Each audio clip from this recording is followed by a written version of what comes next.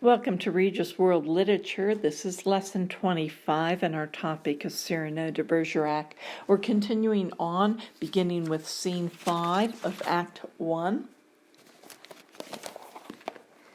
We now have a conversation between Lebray and Cyrano in the empty theater, a very precious picture of true friendship. We see that it's a very honest conversation. Lebray's challenges Cyrano. He speaks very bluntly with him, but with a tender and caring heart. The first thing he tells him is, you make too many enemies. And Cyrano reveals on 140, and we did reference this a little bit in class, but it's on 140 in my book. It will not be in yours. But he says, what can your object be? Cyrano responds, I was wandering aimlessly. Too many roads were open, too many resolves, too complex, allowed of being taken. I took, which? Asks Lebray. Cyrano responds, by far the simplest of them all. I decided to be in every matter always admirable. And then we have to decide for ourselves here, what does he mean by that? In what way does he want to be admirable? Admired for what? And this becomes one of the keys to the play, I believe, is we're understanding what motivates Cyrano. What does he value? We keep leaning into this same question. We've also talked about this, but he reveals, why does he really dislike? He says, Lebray again pushes on him. Okay, that will do, but tell me, will you not the motive? Look, the true one, not just that he's a bad actor, okay, the true motive of your dislike to Montfleury. And this is one of the things you appreciate about Lebray, is he looks beneath the surface of Cyrano's bravado, and he's always pressing on what's really going on. And so he asks the true motive, and Cyrano says, that old Silenus who has not seen his niece this many a year still believes himself a delicate, desperate danger to the fair, and as he struts and burrs upon the stage, makes sheep eyes at them with his moist frog's eyes. And I have hated him, properly, since the night he was so daring as to cast his glance on her who, I thought I saw a slug crawl over a flower. And so we see that the one Cyrano loves is the one of the ones that Montfleury has flirted with or looked longingly at, and it just drove him crazy. It just was something he could hardly stand. And Lebray responds, what? Is it possible? Is what possible? That I should love? And may one know? You never told me. Whom I love? Oh, come, think. Who would I love, right? The most beautiful of all. The most beautiful? Dear me, what is this fair one? And he continues on, okay. And he guesses finally Roxanne. Now we have at the top of this scenario here that we've been discussing. On my book, it's page 41, and Lebray says, hey, what? Is it possible? And I want to read these words very carefully. Cyrano laughs bitterly. He said, that I should love? I love. And there's that one of those, I think, very poignant, brief expressions that I consider a hallmark for Edmond Rostand's work. And this is these very quick, sober, dropping kind of statements, in the sense that all of a sudden it shifts things very quickly. And to me, there's deep feeling that he's able to convey in these very poignant phrases. So, and then of course, Cyrano confesses his love for Roxanne.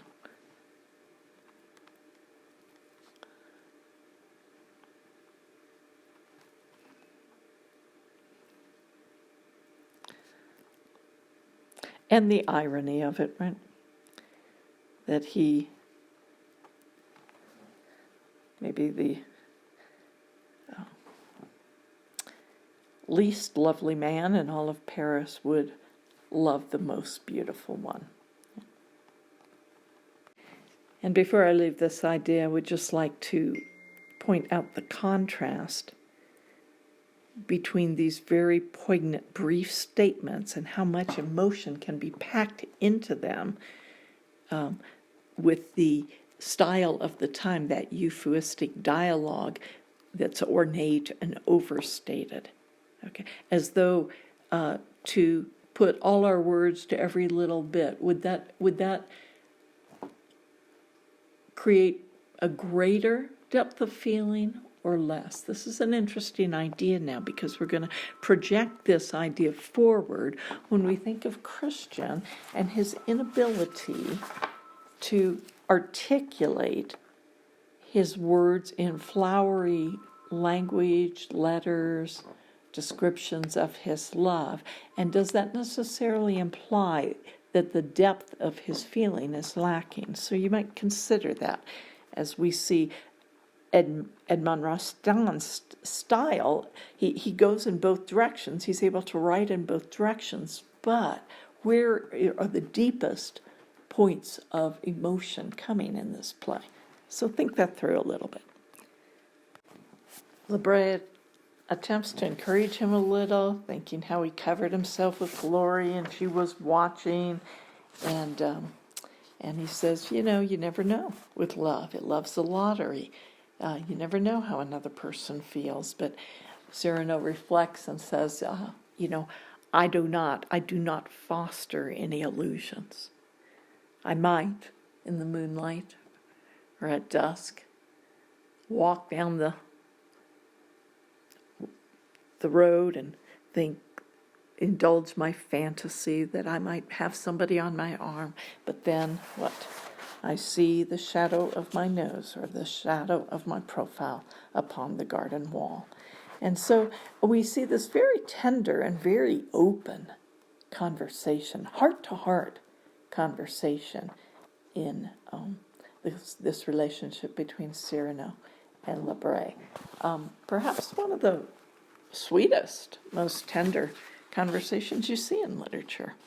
So, of course, Cyrano's greatest, Lebret continues to encourage him that he should tell her, and Cyrano's greatest fear, that she would consider him ridiculous, that she would not take him seriously, that he would express himself and she would consider it a joke.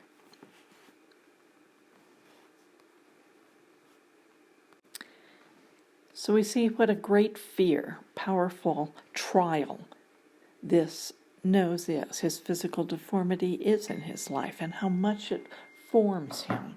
And yet, as Lebret continues to speak, he almost begins to hope just the teeniest bit that maybe it would be possible that his wit, his courage, his tenderness, his wisdom, all of that would counteract this one huge trial. So, and then we move quickly into the next scene, scene 6, where the duenna, which is not a proper name, it just means the handmaiden or the servant lady who maybe acts partly as a chaperone, partly as a wise woman to take care of the single lady, Roxanne. Okay, and so a servant, yes, but also a confidant, yes, and a protector for Roxanne. So she comes in and quickly says that Roxanne desires a rendezvous, a meeting. Now, because of the timing of her entrance, Cyrano gets very excited, and because he jumps to a conclusion that maybe perhaps she really does care for him as he cares for her, partly because of the timing of the conversation he was just having with Lebray.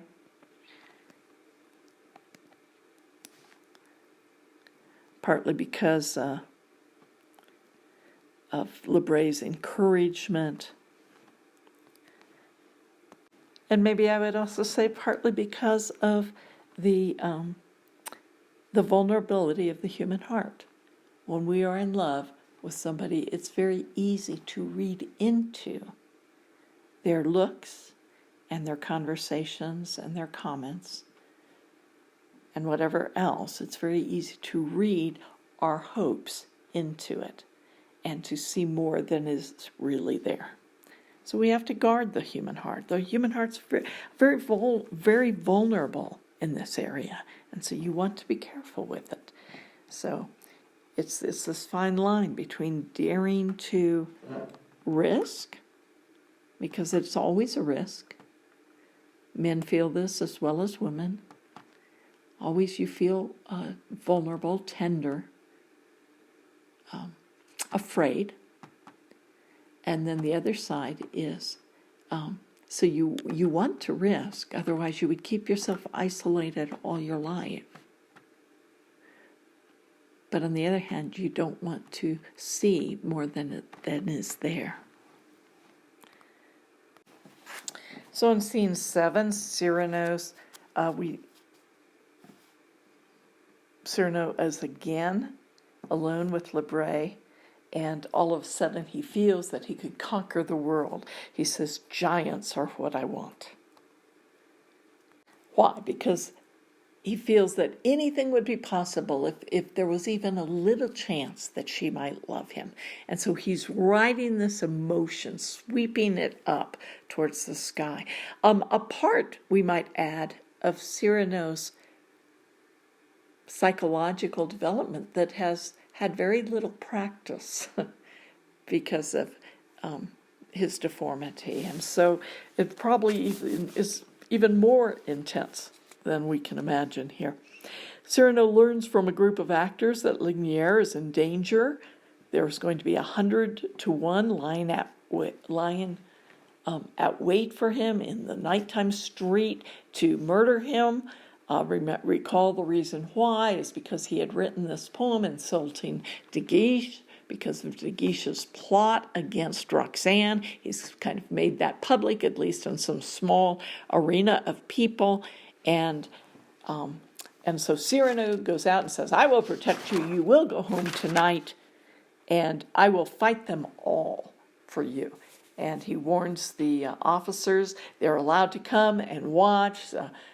Some of the people that have been hanging around on the outskirts of the theater are invited to all come. So he has this whole group of people in his train marching forth into the street as he goes, but he wants to fight, do all the fighting, fight them off one by one, and nobody is to draw their sword.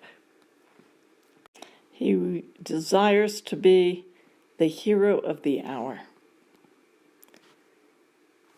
Unconquerable is how he feels emotionally, in just the little hope that he might be able to express himself, his love, his affection towards Roxanne, and that she might take him seriously. Okay, so make sure you finish all the notes on this page before you go on. On the next page, we'll continue on with Act 2.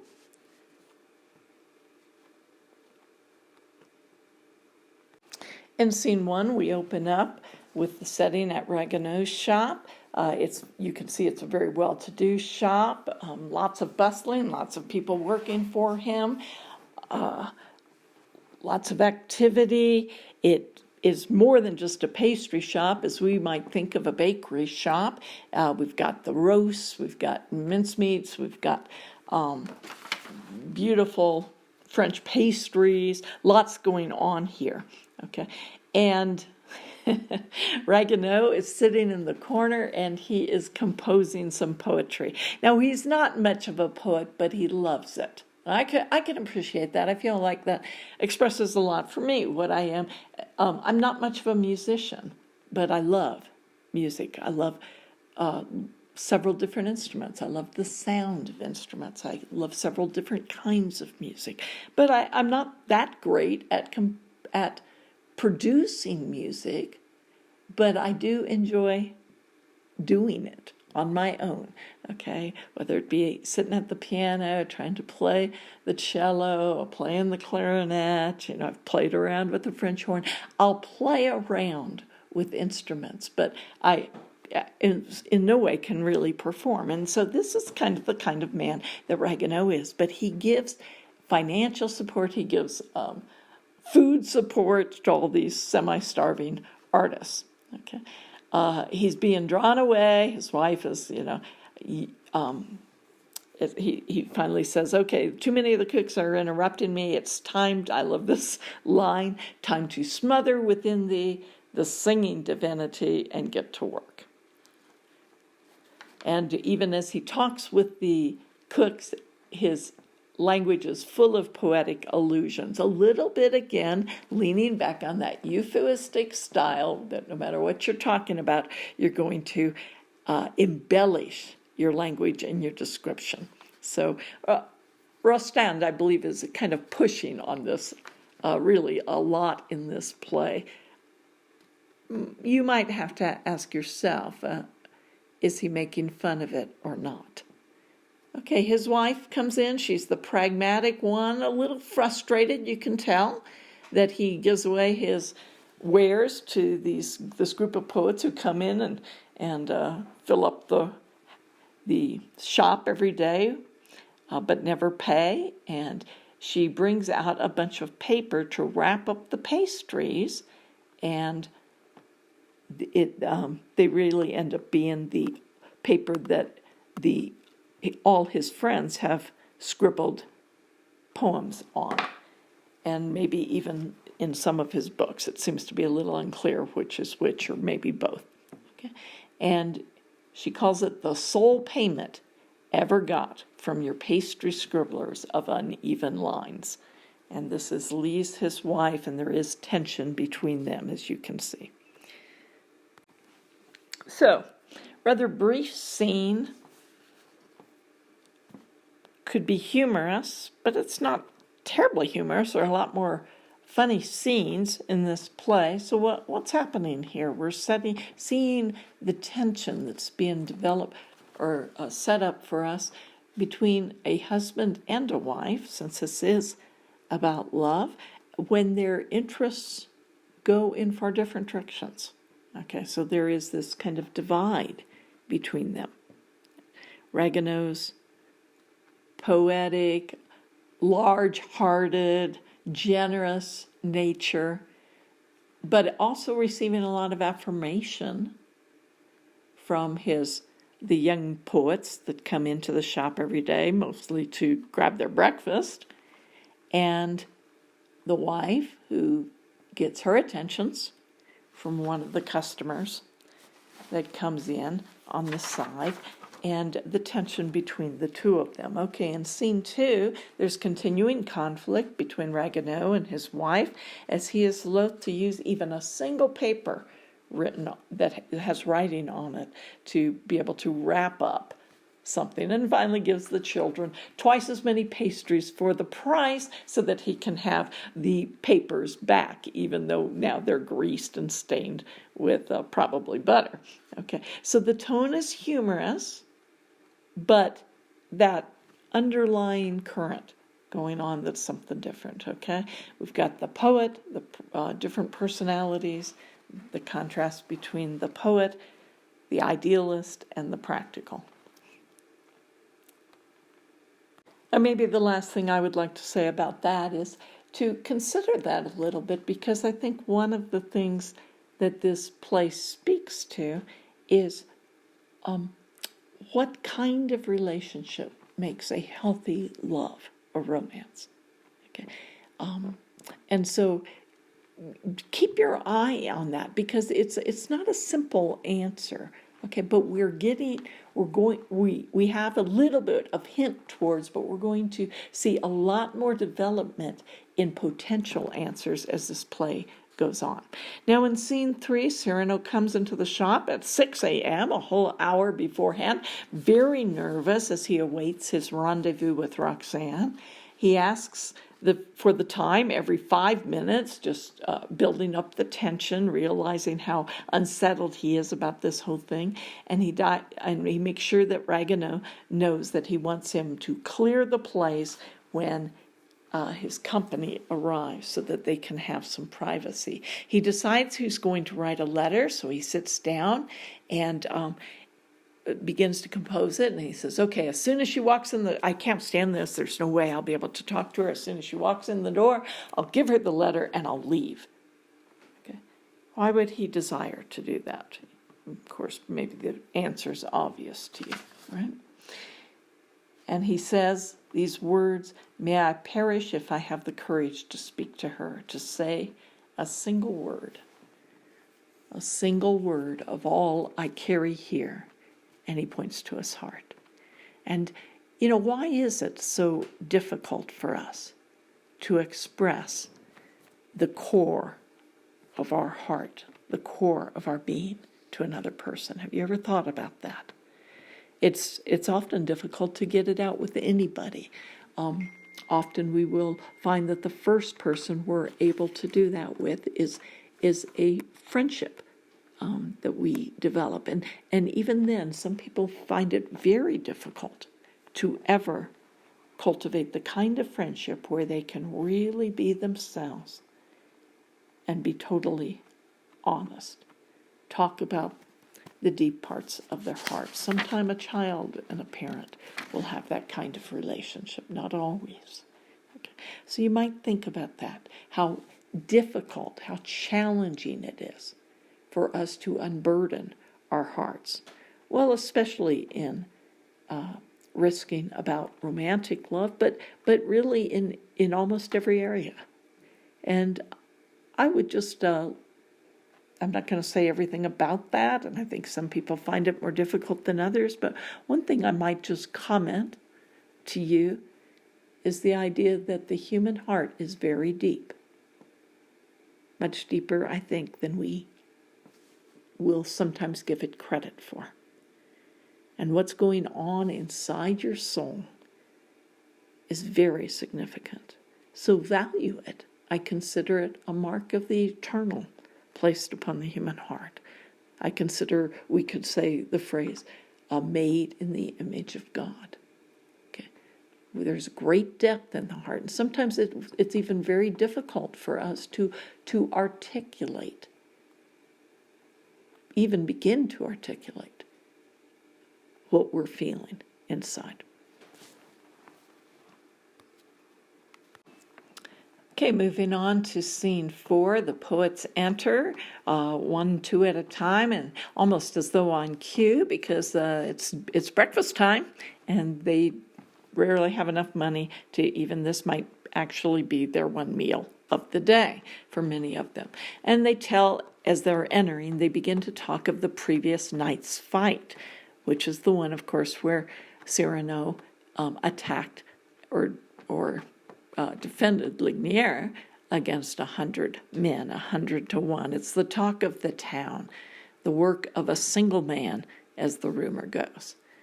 Well, Lise is attracted to or charmed by the musketeer who comes in, who is full of self-importance and bravado. He even goes so far as to hint that he might know, or even unstatedly might be, the one responsible for the night's affairs.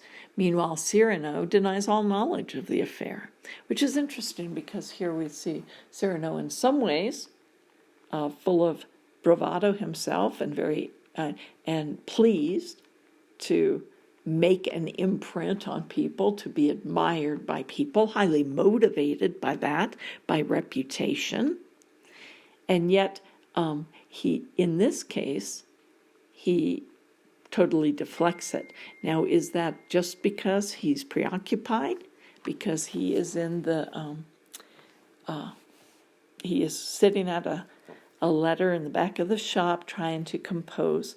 I'm sorry, sitting at a table in the back of the shop trying to compose his letter to Roxanne. Well, meanwhile, the poets are all eating freely and unrestrained of Ragueneau's offerings as they listen to Ragueneau's poem. And what did he write his poem about? This rather humorous idea, on the baking of almond cheesecakes. Okay, expressing perhaps a nod of humor to a culture that has gone crazy over poetry, that it would write it about every little thing, and almost to the point it can make it ridiculous. Well, anyway, he enjoys the attention and the affirmations and the applause of the poets. We see him as a gracious, kind, lavishly generous man, a little vain, perhaps, or desiring of attention, perhaps, that he doesn't get at home in his marriage, where he really should be getting it. Cyrano responds sympathetically to him as he sees, he draws his attention. He says, "Do you see they're eating you out of house and home," basically. And Ragueneau says, "Yes, and I avert my eyes so that they will not be embarrassed." And Cyrano's, again, an open-hearted response. He says, "I like you." And then he confronts Lise after Ragueneau leaves with the poets to the other room. He sees her and the musketeer flirting in the corner, and he confronts her very directly and about being drawn into the attentions of the musketeer and allowing that. And he's very blunt with her and stares meaningfully at the musketeer. Okay. Almost daring him to continue in this. And so it's a non-verbal threat. Then he clears the room with hints to Ragueneau so that because he realizes that Roxanne and her duenna are beginning to step through the door. So we will take up scene 5 the next time, and go ahead and make sure you copy down the rest of your notes and get them in your notebook for studying and looking over. And we will see you next class.